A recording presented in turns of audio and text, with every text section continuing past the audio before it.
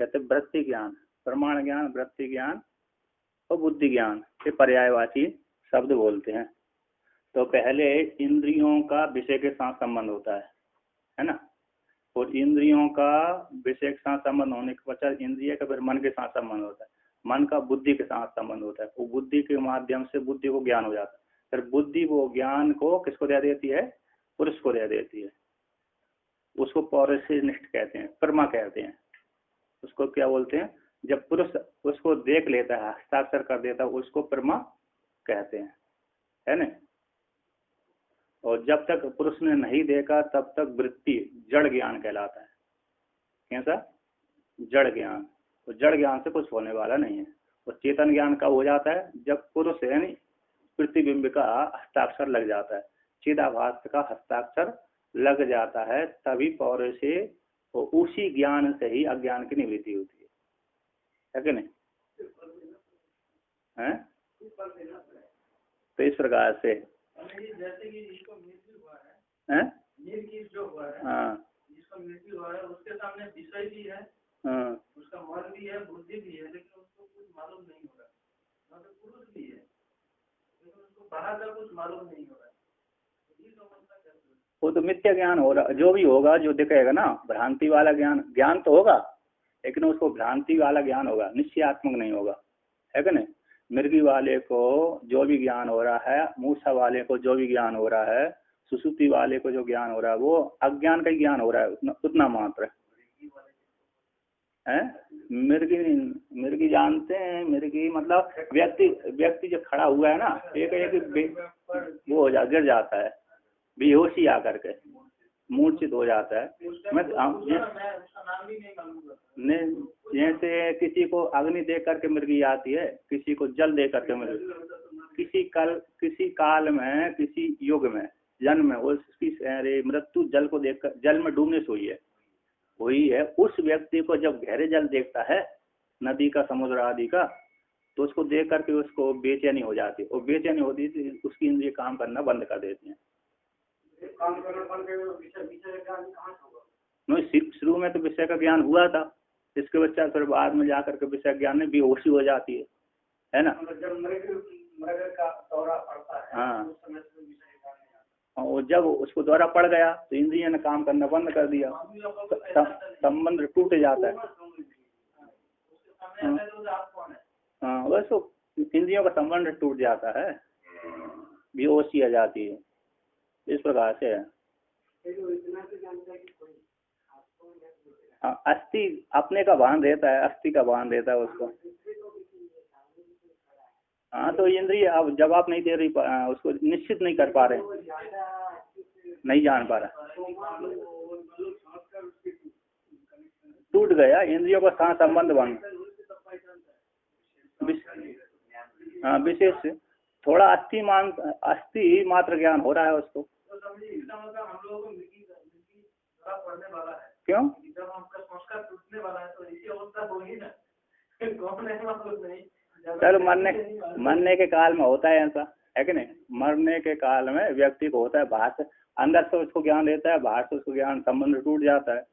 अब बोलना भी चाहता है व्यक्ति, नहीं बोल पाता। तो इस प्रकार से यहाँ पर कहते हैं, तो विषयों के द्वारा गृहीत जो ज्ञान है, इंद्रियों के द्वारा विषयों को ज्ञान कर के अंतःकरण फिर अपने चेतन पुरुष को दे देता है। तो यहाँ पर शिव विष्णु पुराण में एक श्लोक दिया है, तो यहाँ पर कहते हैं, गृहीतान इंद्रियर अर्थान आत्मने या प्रियच्छति अंतःकरण रूपाय तस्मै विश्वात्मने नमः। ये विष्णु पुराण का श्लोक है। तो यहाँ पर कहते हैं, गृहीतान इंद्रियर अर्थान, इंद्रियों के द्वारा जो अर्थों को गृहीत किया गया था, विषयों को, घटपट आदि जो विषयों के द्वारा, है ना, शब्द आदि हो गया, और घटपट आदि को जो विषय, ऐसे इंद्रियों के द्वारा जिस विषय को गृहीत किया गया है, ऐसे जो विषय कहते हैं, जो विषय इंद्रियों के द्वारा गृहीत किया और इंद्रियों ने फिर अंतःकरण को दे दिया, तो ऐसे अंतःकरण ने जाकर के किसको दे दिया, आत्मा के लिए दे दिया। इसके लिए आत्मा कहते हैं, या प्रत्यति आत्मने अंतःकरण रूपाय तस्मै विश्वात्मने नमः। कहते हैं इंद्रियों के द्वारा गृहीत किया गया उस विषय का जो शब्द आदि विषय का ज्ञान है वह अंतःकरण रूप, अंतःकरण भी इंद्रिय है, तो वह अंतःकरण फिर किसको दे देता है? आत्मा के लिए दे देता है, यानी प्रतिबिंब को दे देता है। ऐसे प्रतिबिंब स्वरूप जो आत्मा के लिए देता है, जो देता है अंतःकरण, जो देता है बुद्धि देती है, मन देता है, ऐसे देने वाले जो अंतःकरण से विशिष्ट ही हो, जो प्रतिबिंब भी अंतःकरण से कैसा है? विशिष्ट ही है।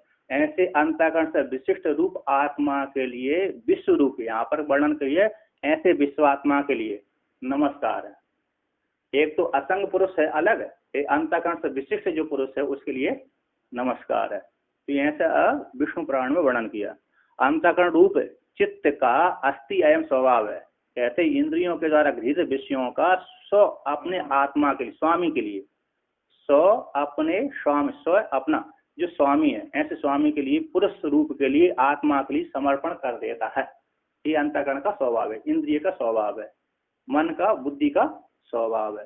क्योंकि मन भी करण है बुद्धि के, बुद्धि का कैसे है? मन करण है, नहीं साधन है। तो जो मन जो गृहीत करता है विषयों को, वो बुद्धि को दे देता है। और बुद्धि में पड़ा हुआ जो प्रतिबिंब है, उस प्रतिबिंब से प्रतिबिंब को गृहीत कर लेता है। हाँ मैंने जान लिया, यानी किसका प्रतिबिंब? उसका, असंग पुरुष का, है क्या नहीं? तो असंग पुरुष का जो ज्ञान कर ले, उसको असंग पुरुष का जो प्रतिबिंब है वो जान लेता है। हाँ मैंने जान लिया, यानी फल के द्वारा प्रकाशन हो जाता है, उसको फल बोलते हैं। वेदांत में उसको क्या बोल देते हैं? फल है। और बुद्धि वृत्ति वृत्ति हो जाती है, फल व्याप्ति और वृत्ति व्याप्ति। तो वृत्ति व्याप्ति अज्ञान को निवृत्ति करती है, फल व्याप्ति रूप को प्रकाशन कर देती है, हस्ताक्षर कर देती है, है ना? आप पीछे हो सकते हैं दीवार से सटाकर कुर्सी को।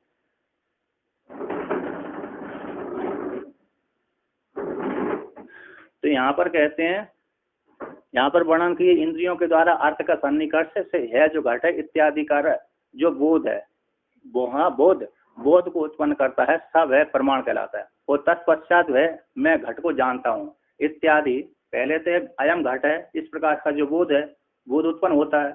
इसके पश्चात बोध प्रमाण कहलाता है। इसके पश्चात कहता है घटम हम जानामि, मैं घट को जानता हूँ इत्यादि स्वरूप है, वो पौरुषी बोध उत्पन्न होता है, वो एक प्रमा कहलाती है। अयम घटा है इस प्रकार से तो जो प्रमाण कहलाता है। इस प्रकार का जो अयम घट रूप जो ज्ञान है वह कैसा?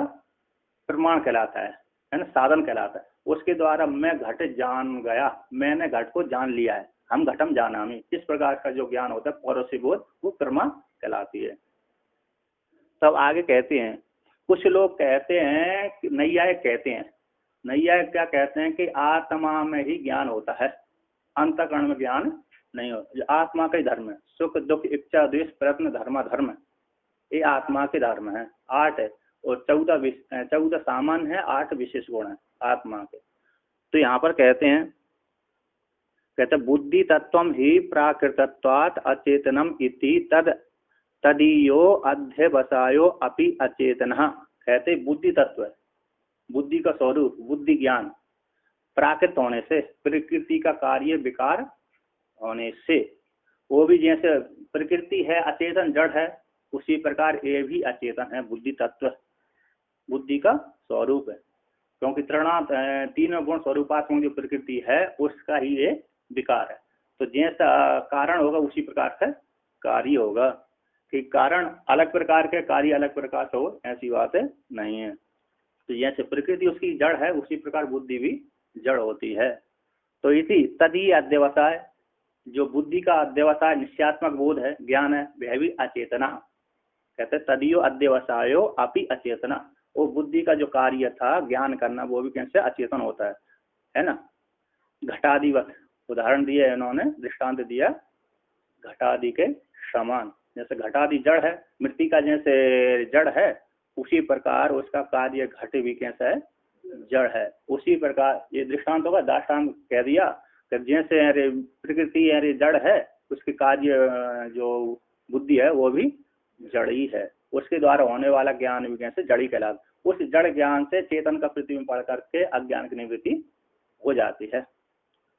कहते हैं एवं बुद्धि तत्व सुखादयोपि परिणाम भेदो अचेतना एवं इस प्रकार से बुद्धि तत्व का बुद्धि में उत्पन्न होने वाले सुख दुख इच्छा द्वेष प्रयत्न धर्म धर्म आदि जितने भी है सुख दुख आदि है परिणाम भेद है वे भी अचेतन कहलाते हैं, है ना। तो यहाँ पर एक कहते हैं पुरुष तत्व, है ना। तो बुद्धि में जो यहाँ श्रुति भी है, श्रुति बृहदारण्यक उपनिषद की एक श्रुति आती है, कौन सी? ह्री ह्री भय ह्री लज्जा सुख दुख, है ना। सुख हो गया, दुख हो गया, ह्री है, भय है, लज्जा है, और हाँ 8-10 उसमें काम है, इच्छा है, एक गुण गिनाए गए हैं। ये बुद्धि, हाँ ह्री यानी लज्जा हो गए, भी यानी भय हो गया, ह्री यानी लज्जा, भी यानी भय, और सुख दुख और अन्य अन्य गुण है गिनाए गए हैं बृहदारण्यक की श्रुति में। सर्वम मन एव बोल दिया, तो सब कुछ मन ही है। तो यहाँ पर भी सुख दुख आदि जो नैयायिक आदि आत्मा मानते हैं वो बुद्धि के ही धर्म है, वो भी जड़ है ना। तो आत्मा तो सुख स्वरूप है, ज्ञान स्वरूप है। क्यों? सत्यम ज्ञानम अनंतम ब्रह्म, सत्स्वरूप ज्ञान स्वरूप आनंद स्वरूप आत्मा है। और जो परिचिन्न सुख आदि हो रहा है वो जड़ सुख कहलाता है, बुद्धि के ही धर्म है, उसकी गंध मात्रा है। हाँ थोड़ा भेद है, अकेले पुरुष बहुत में है, प्रकृति जड़ कर्ता हो गई है क्या नहीं। तो यहाँ पर कहते हैं पुरुषस्तु, यहाँ पर कहते हैं पुरुषस्तु के श्रुति कहती है यहाँ पर असंग हुई अयम पुरुष, है ना। यहाँ पर कहते हैं पुरुषस्तु सुखादि अननुसंगी चेतना। पुरुष कैसे? सुखादि के साथ संबंध न होने वाला चेतन कहलाता है ना। अनुसंगी संबंधित होने वाला, और न संबंधित होने वाला अननुसंगी। जो पुरुष है सुखादि के साथ संबंध न होने वाला चेतन कहलाता है। तो यहाँ पर कहते हैं श्रुति आती है असंगो ही अयम पुरुष, ये श्रुति है, और इनका सूत्र भी है, सांख्य का सूत्र भी है, ये श्रुति भी है। ये श्रुति तो कहाँ की हो गई? बृहदारण्यक उपनिषद की, कि असंग ही अयम पुरुष, इस पुरुष कैसे है? असंग है। तो यहाँ पर ये नैयायिक आदि कहते हैं कि आत्मा में ही क्या होते हैं? सुख दुख आदि 8 विशेष गुण होते हैं, है ना। हाँ तो 14 सामान्य गुण होते हैं। तो यहाँ पर श्लोक लिखा है इसमें, तो कहते हैं निर्वाणमय एव अयम आत्मा ज्ञानमयो अमलः दुखा ज्ञानमया धर्म प्रकृतिस्तेतु नात्मना। कहते हैं निर्वाणमय एव एवा यमात्मा ज्ञानमयो मलः, है ना। दुखा ज्ञानमया धर्म प्रकृतिस्तेतु न आत्मना। निर्वाणमय बाण बोलते हैं लिंग को, बाण बोलते हैं लिंग, जैसे किसी कैदी निर्वाण हो गया, इसका लिंग शरीर निकल गया, उसको प्राय का रूट तो इसमें हो गया, निर्वाण हो गया, शरीर छूट गया। लेकिन प्रधान रूप से निर्वाण किसको? लिंग शरीर भी जिसका नष्ट हो जाए उसको निर्वाण कह दे। अविद्या आदि जिसके नष्ट हो गए उसको निर्वाण कह दे, है ना। कहते हैं निर्वाणमय एव अयम आत्मा, है जो आत्मा है निर्वाणमय स्वरूप वाला है, और ज्ञानमयो अमला मल से रहित ज्ञान स्वरूप वाला है। मठ प्रत्यक्ष होता है प्रचुर अर्थ में और विकार अर्थ में, दोनों में होता है। तो प्रचुर अर्थ में भाव अर्थ में ले लीजिए, तो जो अमल मल से रहित ज्ञान स्वरूप वाला आत्मा है। दुखा ज्ञानमया धर्म, दुख अज्ञानमय धर्म है वो प्रकृति के कार्य है, न ते तू न आत्मा। किंतु जो दुख है अज्ञान आदि जो धर्म है प्रकृति के हैं, आत्मा के नहीं है। इस प्रकार से वर्णन किया। तो जो नैयायिक आदि मानते हैं आत्मा के धर्म, वो ठीक नहीं मानते, वो बुद्धि के धर्मों को आत्मा में आरोपण कर देते हैं। तो कहते हैं इसलिए यहाँ पर कहते हैं सुख दुख जो पुरुष तो है, कैसे? सुख दुख आदि के साथ संबंध न होने वाला चेतन कहलाता है।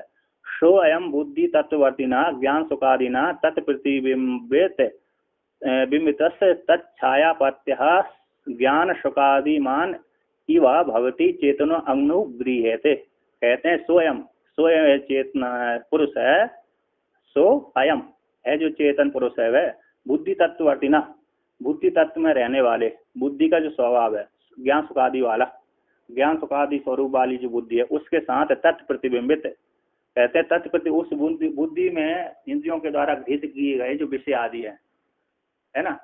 वो घृत आदि जो विषय आदि है, तत्प्रतिबिंब तत्छाया, और तत्प्रतिबिंब बुद्धि आदि में जो विषय का प्रतिबिंब पड़ गया, इसके पश्चात तत्छायापत्ति से, और वहां पर पुरुष का असंग पुरुष का अज्ञान उसके लेकर के बुद्धि में प्रतिबिंब पड़ गया।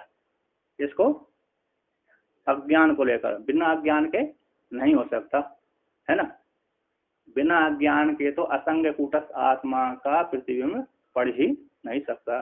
उपाधि स्वीकार कर लिया, तो उपाधि को लेकर तत्छायापत्ति से, किसकी छायापत्ति, कूटस्थ, वहां पर जो कूटस्थ की छायापत्ति पड़ गई बुद्धि में, तो छायापत्ति पड़ जाने से, संबंध हो जाने से बुद्धि में पड़ गए। तो बुद्धि में जो सुख दुख आदि विषय को लेकर सुख दुख आदि हो रहे थे, उसमें छायापत्ति को उसमें आरोप कर दिया। किसमें आरोप कर दिया, राजा में आरोप कर दिया। वो तो इसको रहे हैं, किसको हो रहे हैं, बुद्धि को हो रहे हैं। अब बुद्धि होकर छायापत्ति से अभेद चिंतन करके अज्ञान, बुद्धि ने अन्योन्य अध्यास हो गया। किसका अध्यास हो गया, अन्योन्य, बुद्धि का चेतन पुरुष के साथ अन्योन्य अध्यास हो गया। प्रतिबिंब का बुद्धि के साथ अन्योन्य अध्यास हो गया, यानी प्रकृति और पुरुष का अन्योन्य अध्यास हो, अविद्या को लेकर के। अविद्या एक मूल कारण है, तो मूल कारण को लेकर अन्योन्य अध्यास हो जाने से उसकी चेतन पुरुष की जो परछाई बन गई बुद्धि में, वहां पर दोनों का एक हो गया, भेद नहीं कर पाए। बुद्धि ने और चेतन छाया ने, चैतन्य की छाया ने भेद न करने से जो बुद्धि के सुख दुख आदि हैं वो अपने में आरोप करके कूटस्थ में आरोप हो गए। अज्ञान अन्योन्य अध्यास है। तो यहाँ पर कहते हैं, वो यही कहते हैं तत्व प्रतिबिंबित है, उसमें प्रतिबिंब पड़ने वाले बुद्धि तत्व में प्रतिबिंबित, और तत्छाया बुद्धि तत्व की जो छाया है, यानी अविवेक निबंधन स्वरूप वाला जो छाया है, ऐसी जो छाया है उस छायापत्ति से, तो यहाँ पर कहते हैं सुख ज्ञान सुखादिमान की भवती चेतना पुरुषो। तो जो बुद्धि में जो सुख दुख आदि ज्ञान होते हैं, उसी प्रकार से और छायापत्ति से अभेद ग्रहण करने से, बुद्धि और पुरुष में भेद ग्रहण न होने से, है ना, छायापत्ति के द्वारा अज्ञान को लेकर के, प्रतिबिंब को लेकर के बुद्धि और पुरुष में भेद नहीं हो पाया। प्रतिबिंब का कहते हैं मेरा ये प्रतिबिंब ये नहीं जान पाया कि ये बुद्धि के सारे सुख दुख हैं, वो क्या कर लिए मेरे ही है, बुद्धि को अपनी आत्मा स्वीकार कर लिया। छाया को लेकर के छाया पुरुष ने बुद्धि को अपनी आत्मा स्वीकार करके बुद्धि के जो धर्म थे वो अपने में आरोपण करके फिर कूटस्थ में आरोप हो गए प्रतिबिंब को लेकर के। तो बुद्ध वो प्रकृति और पुरुष में भेद का ग्रहण न होने से ही तो बुद्धि के जो सुख दुख ज्ञान आदि धर्म है अपने में आरोप करके सुखी दुखी जीव हो गया।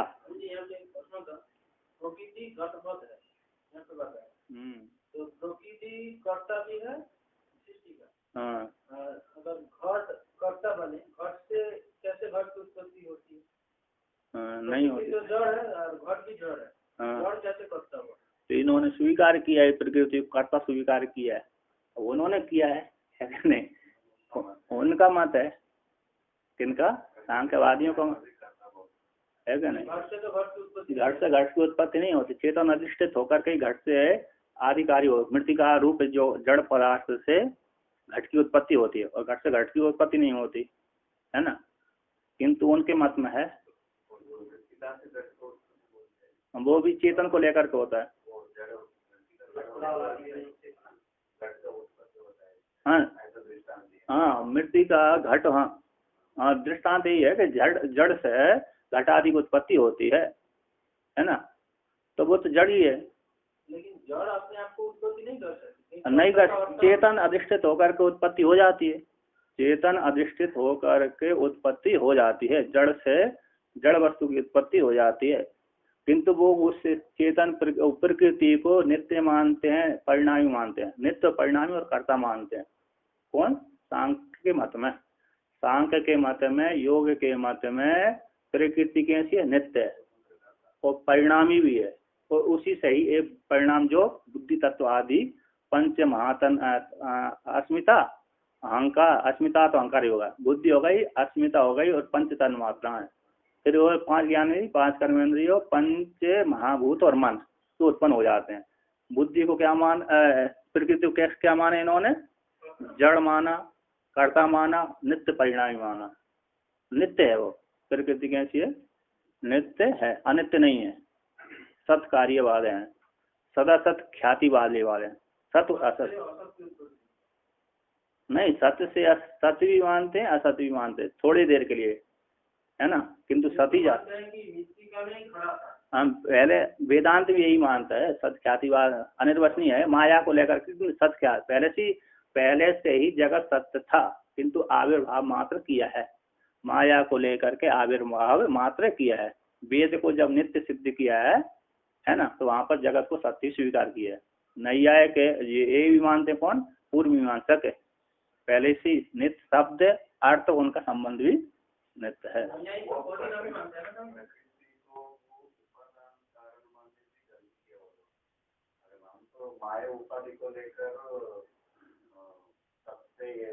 यदि वो नहीं मानते तो उनका मत वेदांत मत हो जाता, फिर उनका गिनती अलग से गिनती नहीं आती तो इसको पढ़ने की क्या बनाने की जरूरत थी, है कि नहीं। अपने मत को अलग स्वतंत्र प्रतिपादन करना है तो थोड़ा वेदांत से थोड़ा तो भेद करना पड़ेगी। यदि भेद नहीं करेंगे तो उनका मत और ये मत एक ही हो गया, तो स्वतंत्र उनका नाम नहीं आएगा। और दूसरी वर्णन किया कि यहाँ पर मात्र है शिष्यों को बोध कराने के लिए, जो जैसे अधिकारी किसी प्रकार से ज्ञान हो जाए, है कि नहीं, मात्र इतना अकेला है। माया को लेकर के ही होता, माया अनिर्वचनीय है, माया अनिर्वचनीय है, निर्वचन नहीं किया जा सकता, फिर भी भाव रूप है, वो अनिर्वचनीय होती हुई भाव रूप है, क्योंकि कार्य आदि उसका दिखता है। तो इस ये भी मानते हैं, है ना, सत्य है इनकी प्रकृति, ठीक है ना, मानते हैं, इनका मत है। तो आगे कहते हैं कि तो क्या हो जाएगा, तो कहते हैं यहाँ पर तत्प्रतिबिंबित और तत्छायापत्ति से ज्ञान सुखादिमान ही भवती। जो ज्ञान सुखादि है ना, चेतन पुरुष से ज्ञान सुखादि वाला के समान हो जाता है, मानो मैं ही ज्ञान कर रहा हूँ, मैं ही सुख दुख भोग रहा हूँ। ही भवती इति चेतनो अनुगृह्यते, इस प्रकार से बुद्धि तत्व का चेतन के ऊपर अनुग्रह ये हो गया।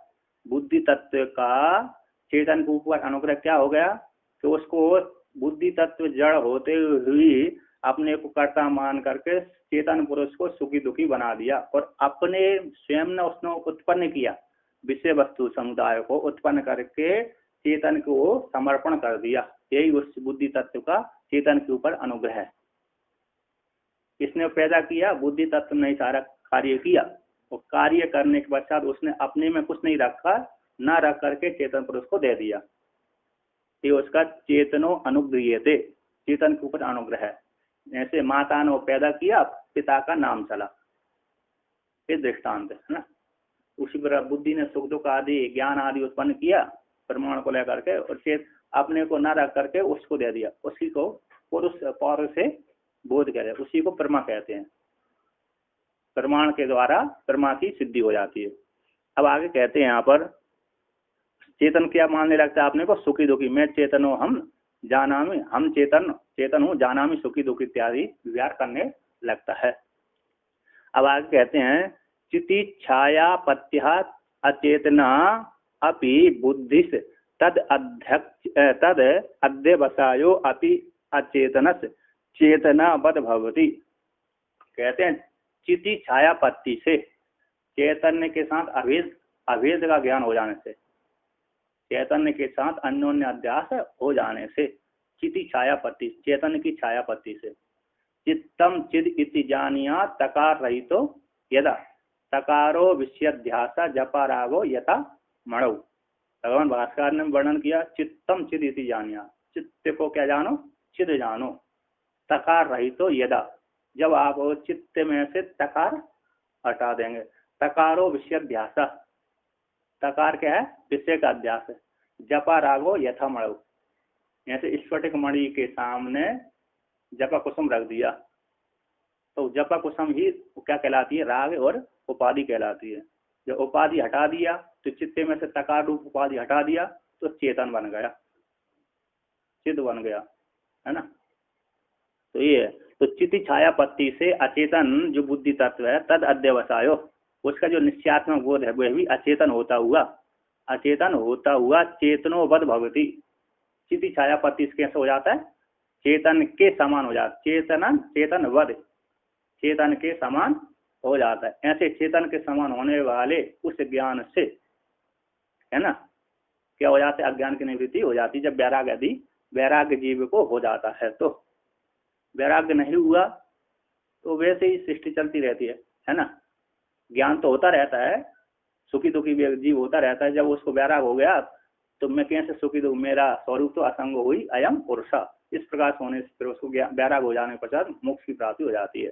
तथा च वक्ष्यति, आगे वर्णन करेंगे इसी में, अरे 20वीं कारिका में क्या कहें, तस्मात् तत्संयोगात् अचेतनम चेतना बदिवा लिंगम गुण कर्तृत्वेपि ततः कर्तेवा भवत्युदासीनः इति। तो यहाँ पर कहते हैं तस्मात् चेतन, इसी हेतु से, किस हेतु से, अभेद का ग्रहण हो जाना, अभेद का ज्ञान न होने से, मतलब भेद का ज्ञान न होने से, प्रकृति पुरुष का भेद, पृथक पृथक भेद का ज्ञान न होने से, मैं असंग हूँ, चेतन प्रकृति जड़ है, इस प्रकार का भेद ज्ञान न होने से, मैं अलग हूँ, प्रकृति अलग है मुझसे, बुद्धि तत्व अलग है मुझसे, इस प्रकार का भेद ज्ञान न होने से, तत् संयोगात है, चेतन के संयोग से, बुद्धि का चेतन के साथ संयोग हो जाने से, अचेतनम जड़ होती हुई बुद्धि तत्व है, चेतन इव लिंगम, जो लिंग है, लिंग लकार मतलब लिंग, कौन, महातत्व, महातत्व रूप जो बुद्धि तत्व है वह लिंग अचेतन होता हुआ भी चेतन के समान भाषित होता है। ध्यायती वा लेलायती वा, मानो ध्यान करता हुआ सा, बुद्धि तो ध्यान कर रही है, तो चेतन पुरुष कह दिया मानो ध्यान करता हुआ सा, लेलायती वा बुद्धि चेष्टा कर रही है, मानो चेतन चेष्टा करता हुआ सा। तो चेतना बद इवा, चेतन के समान भाषित होता है लिंग।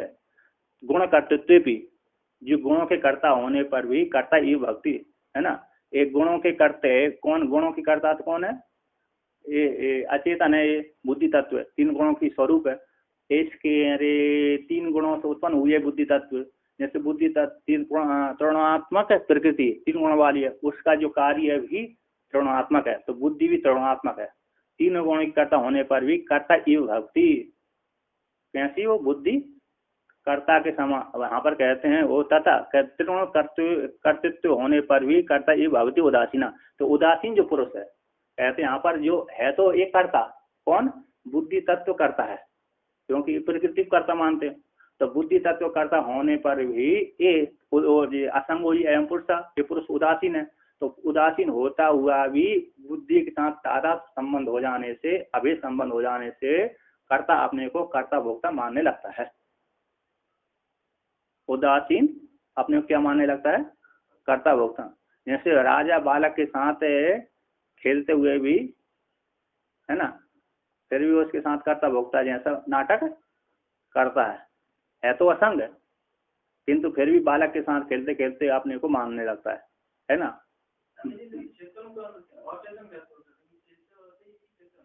कौन,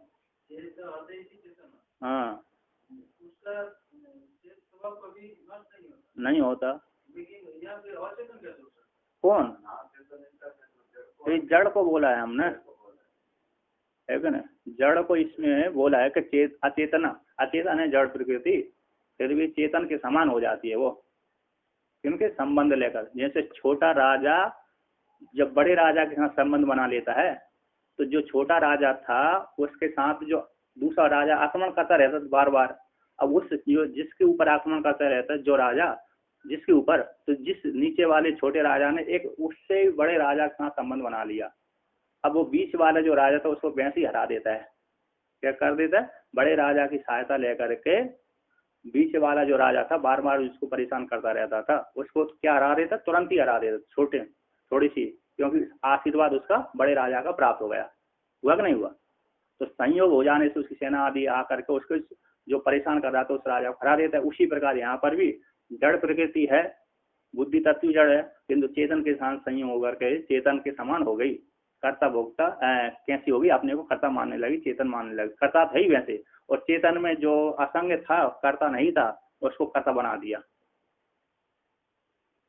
तो यहाँ पर कहते हैं जगत की कारणीभूत बुद्धि तत्व। अब आगे कहते हैं, यहाँ पर वर्णन किया है, कहते हैं पुरुष के संयोग चेतन के समान हो जाता है। यहाँ पर एक श्लोक लिखा है, कारिका का अर्थ है कहीं एवं ज्ञानव नैवात्मनो धर्मो न गुणो वा कथंचन ज्ञान स्वरूप एव आत्मा नित्यः सर्वगतः शिवा। तो यहाँ पर वर्णन करते हैं ज्ञानम ज्ञानम न एव आत्मना धर्मो, आत्मा का धर्म ज्ञान नहीं है ना। बुद्धि का धर्म है ज्ञान, वो तो ज्ञान स्वरूप है। कौन है? चेतन ज्ञान स्वरूप है। तो आत्मा का ज्ञान धर्म नहीं है, तो गुण हो जाएगा। कहते हैं न गुणो कथंचन, गुण भी नहीं है। क्यों? ज्ञान स्वरूप एवं आत्मा, वो तो ज्ञान स्वरूप ही आत्मा। असंग जो पुरुष है वो कैसा है? ज्ञान स्वरूप है ना। तो नित्य सर्वगता शिवा, नित्य सर्वगत गया हुए शिव कल्याण स्वरूप जो आत्मा है, नित्य गया नित्य है, सर्वगत है। ऐसे जो सर्वगत आत्मा है ज्ञान स्वरूप ही है, उसका ज्ञान धर्म नहीं है और गुण भी नहीं है। सूर्य का जो प्रकाश है वो सूर्य स्वरूप ही है, प्रकाश स्वरूप ही सूर्य है ना, ना तो उसका गुण। हाँ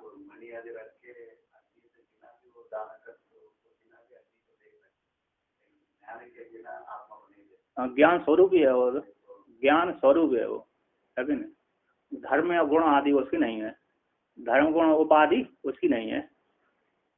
इस प्रकार से ये असंग है जो उदासीन पुरुष है। तो यहाँ पर आगे कहते हैं अत्र अध्यवसाय ग्रहण सक्यम विवच्छिन्नति, है ना। अत्र यहाँ पर अध्यवसाय के ग्रहण से संशय को नष्ट कर दिया जाता है ना। किसका? अध्यवसाय से, निश्चयात्मक ज्ञान के द्वारा जो हमारे संशय है, विपरीत ज्ञान, विपर्य ज्ञान आदि हो रहे थे, असंदिग्ध संदिग्ध है, संशय है और विपर्य आदि ज्ञान है, वो अध्यवसाय के द्वारा, बुद्धि के द्वारा अध्यवसाय ज्ञान से, ग्रहण से संशय आदि की विवच्छेद हो जाता है। और संशय अनवस्थितत्व, संशय अनवस्थितत्व ग्रहणत्व है न अनिश्चित रूपत्वात्। और संशय कैसे है? अवस्थिति, संशय की कभी भी अवस्थिति नहीं होती। स्थाणुर्वा पुरुषवा, है ना, संशय है ना, हाँ, उसकी अवस्थिति नहीं होती। और रस्सी में सर्प है, रस्सी में सर्प है, आकाश का पुष्प है आदि की कहीं भी कैसी होती है? विपरीत ज्ञान, अन्य ग्रहण, अन्य जो है उनकी स्थिति नहीं होती। थोड़ी देर के लिए दिख जाता है भ्रांति से, किंतु बाद में थोड़ी देर के बाद क्या हो जाता है? बाधित हो जाता है। तो संशय की अवस्थिति न होने अवस्थित, हाँ उसका, तो उसको हटा दिया। तो निश्चयात्मक ज्ञान के द्वारा, अध्यवसाय ग्रहण के द्वारा संशय व्यवस्थित हो जाता है, नष्ट हो जाता है। तो संशय की अवस्थिति न, और संशय जो ज्ञान होता है वह उसकी अवस्थिति न होने से, अनवस्थित ग्रहणत्व रूप से और अनिश्चित रूपा वाला होने से। संशय कैसा है? अनवस्थित वाला, अवस्थिति वाला न होने से और निश्चित रूप वाला न होने से। और निश्चयात्मक अध्यवसाय इति च अनर्थांतरत्वम, कहते जो निश्चयात्मक अध्यवसाय, निश्चय का अर्थ ही, निश्चय शब्द का ही अर्थ है अध्यवसाय। कहते निश्चय अलग हो, अध्यवसाय शब्द का अर्थ अलग हो। निश्चय शब्द और अध्यवसाय के दो अर्थ अलग अलग मान लिया जाए करना, पर्यायवाची शब्द है। जैसे पीछे वर्णन किया था चिति चेतन, चिति चेतन है और चित्त है ना, ये पर्यायवाची बुद्धि तत्व है ना। जो पीछे वर्णन किए थे इतने पर्याय, प्रेक्षा है, बुद्धि है, प्रेक्षाबद्ध है, सत्य है और चित्त है इत्यादि जो पर्यायवाची शब्द विहित किए गए थे पीछे। उसी प्रकार यहाँ पर भी निश्चय शब्द और अध्यवसाय शब्द अर्थांतर नहीं है, अलग अलग अर्थ का बोध कराने वाले नहीं है, एक ही अर्थ का बोध कराना, पर्यायवाची है। तो इस प्रकार से वर्णन किया। तो यहाँ पर कहते हैं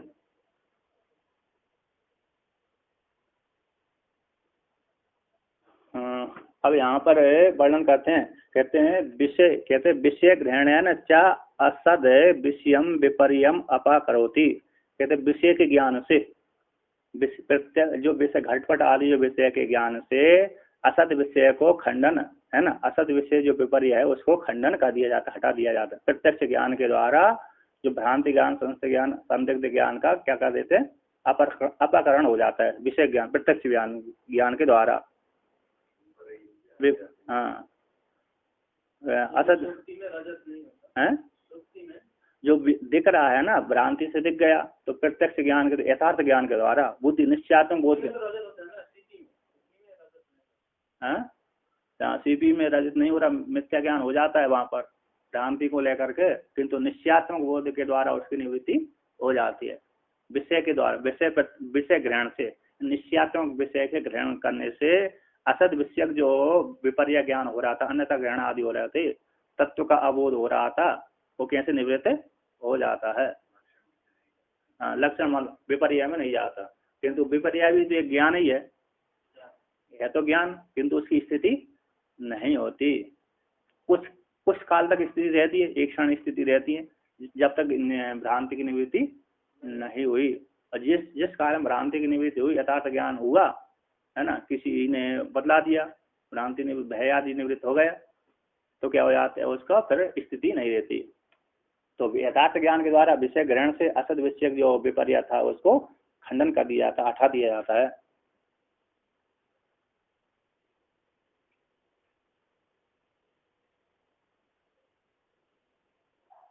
सद विषय यहाँ पर सद विषय के समान सद विषय सन्निकृष्ट इंद्रिय जन ज्ञान निश्चयत्व, है ना, इंद्रिय के जब यथार्थ विषय के साथ संबंध हो जाता है, निश्चयात्म बोध हो जाता है, तो असत की निवृत्ति हो जाती है।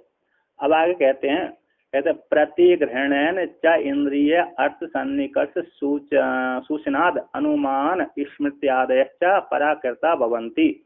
प्रतिग्रहण से, प्रति शब्द के ग्रहण कर लेने से, प्रति शब्द के ज्ञान से ग्रहण करने से इंद्रिय अर्थ के सन्निकर्ष, इंद्रिय का विषय के साथ संबंध से, सन्निकर्ष की सूचना से अनुमान ज्ञान, स्मृति ज्ञान आदि के भी खंडन हो जाता है ना। जब विषय के साथ सीधा संबंध हो गया तो क्या हो जाएगा, प्रत्येक विषय के साथ संबंध होता है सन्निकर्ष संबंध को लेकर के। तो उससे जब प्रत्यक्ष विषय में फिर अनुमिति, जो अनुमिति भी, अरे अनुमिति आदि भी ज्ञान है ना, अनुमिति है, स्मृति आदि ज्ञान है। तो जब प्रत्यक्ष जब ज्ञान हो जाता है, उसकी अनुमिति ज्ञान और स्मृति ज्ञान कैसे हो जाते हैं, बाधित हो जाते हैं, हट जाते हैं प्रत्यक्ष ज्ञान के द्वारा। विषय के साथ संबंध डायरेक्ट यदि होता है, यहाँ पर विषय के साथ संबंध नहीं हो रहा तो स्मृति ज्ञान और अनुमिति ज्ञान आदि हो जाते हैं। कहते प्रतिग्रहण शब्द से इंद्रिय अर्थ के साथ सन्निकर्ष के सूचना से अनुमान ज्ञान, स्मृति आदि जो ज्ञान है वो पराकृत खंडिता भवंती।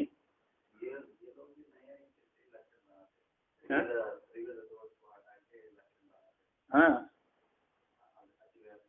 अति सारी क्योंकि तभी तो अतिव्याप्ति, अतिव्याप्ति, अव्याप्ति और असंभव दोष आदि को निवृत्ति नहीं करेंगे तो फिर वो लक्षण कैसे बनेगा, है ना। सब में होता है, सारे मतों में दो व्याप्ति आदि को हटा करके निष्कृष्ट है ना, निर्दुष्ट लक्षण होता है, दोष से रहित है, निष्कर्ष वाला, निकृष्ट लक्षण, निष्कर्ष। तो आगे कहते हैं, यहाँ पर वर्णन किया था प्रतिपद नहीं देंगे तो विषय अध्यवसाय मात्र, विषय का अध्यवसाय मात्र यदि ज्ञान स्मृति भी हो जाएगा, अनुमिति में हो जाएगा, है ना। प्रति शब्द का उपादान, प्रति शब्द को नहीं देंगे तो मात्र लक्षण करेंगे विषय अध्यवसाय, इतना ही अर्थ करेंगे, है ना। विषय का अध्यवसाय ही प्रत्यक्ष ज्ञान है, ऐसा करेंगे तो स्मृति भी प्रत्यक्ष होने लगेगी। जबकि स्मृति कब होती है, अनुभव होगा, फिर संस्कार बनेगा, संस्कार पर स्मृति होगी, और वो भी अनुमान भी प्रत्यक्ष पूर्वक ही अनुमान होता है। तो यहाँ पर वो भी अध्यवसाय मात्र से तो अनुमिति प्रमाण होता है और स्मृति प्रमाण होता है। स्मृति पर शब्द देने से ये अनुमिति और स्मृति ज्ञान की निवृत्ति हो जाती है। अब आगे कहते हैं, देखिए, तदेवं समान असमान जातीय विवच्छेदकत्वात् प्रति विषय अध्यवसाय इति दृष्टस्य संपूर्ण लक्षणम तदेवं, इसी प्रकार से वही, है ना, तद ऐसा जिस प्रत्यक्ष लक्षण का घटक जो प्रति शब्द है, प्रत्यक्ष लक्षण का घटक बोध कराने वाला जो प्रति शब्द है, इत्यादि विशेषण के द्वारा, पदों के द्वारा, है ना, जो अलक्ष्य को निराश करता हुआ उत्पन्न होता है, तस्मात इसी हेतु से कहते तद है एवं, इस प्रकार से तद वही जो प्रत्यक्ष प्रमाण समान और असमान जातीय के विवच्छेद होने से, समान जातीय का और असमान जातीय का विवच्छेद होने से, समान जाति संसादी और समान जाति, यहाँ प्रत्यक्ष रूप से समान जाति संशय आदि और अनुमान आदि, अनुमान स्मृति आदि असमान जाति है। समान जाति भी समान जाति होगा, संशय विपर्य आदि प्रत्यक्ष इंद्रियों का विषय ज्ञान होता है ना। संशय ज्ञान तो है किंतु संशय वाला ज्ञान है, और स्मृति आदि कैसे, अरे असमान जाति है, विपर, है ना। स्मृति है संस्कार ज्ञान के पूर्वक होती है, लेकिन प्रत्यक्ष प्रमाण के बाद होती हैं असमान जाति हैं। तो यहाँ पर कहते हैं समान जाति और असमान जाति के विच्छेदक होने से कौन? प्रत्यक्ष प्रमाण नष्ट करने वाला होने से प्रति विषय अध्यवसाय, जो प्रति विषय के साथ संबंध, इंद्रिय का विषय के साथ सन्निकृष्ट, यही प्रत्यक्ष प्रमाण का लक्षण है। सारे दोषों से रहित, संदिग्ध दोष से रहित, संशय दोष से रहित और विपर्य दोष से रहित प्रत्येक विषय के साथ निश्चयात्मक बोध ही प्रत्यक्ष प्रमाण कहलाता है ना। तो स्मृति को हटाता हुआ, अनुमान प्रमाण को हटाता हुआ और संशय, विपर्य और अनधिगत अधिगत तो आदि धर्म को हटाता हुआ, है ना। तो अधिगत हो जाते वही प्रमाण नहीं कहलाता है, अनधिगत होना चाहिए प्रत्यक्ष से, यानी तो वो तो एक के बाद दूसरा हो गया। तो इत्यादि सारे दोषों को हटाकर तो प्रत्येक विषय के साथ निश्चयात्मक बोध ही दृष्टाक्षर प्रत्यक्ष प्रमाण का संपूर्ण लक्षण हो गया। कहते तंत्रांतरेषु तैर्थिकानां लक्षणांतराणि न दूषितानि विस्तार भयादिति। दूसरे शास्त्रों में भी, इसमें दूसरे जो शास्त्र हैं कौन से? तंत्र हैं दूसरे, मीमांसक हो गए, वेदांती हो गए और कौन हो गए? नैयायिक आदि हो गए।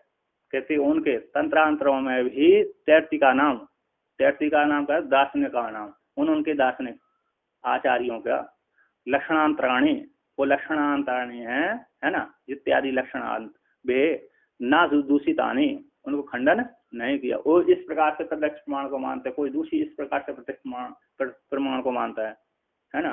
किसी का थोड़ा सा लक्षण बना देते हैं प्रत्यक्ष का, कोई दूसरा ज्यादा लंबा बना देते हैं, कोई कम बना देता है। तो इसलिए उनको कहते हैं जो लक्षणांतरी प्रत्यक्ष प्रमाण रूप लक्षण है वह ना दूषितानी। क्यों दूषित नहीं किया? विस्तार भयाल, ग्रंथ का विस्तार हो जाएगा। तो ठीक ही है ग्रंथ का विस्तार नहीं होना चाहिए। और क्या, तो दूसरी बार तो यहाँ पर वर्णन की आनी जो प्रत्यक्ष आदि लक्षण है तानी विस्तार वैसे खंडन नहीं किया। यहाँ पर वर्णन किया टीकाकार ने जैमिनी गौतम प्रवृत्ति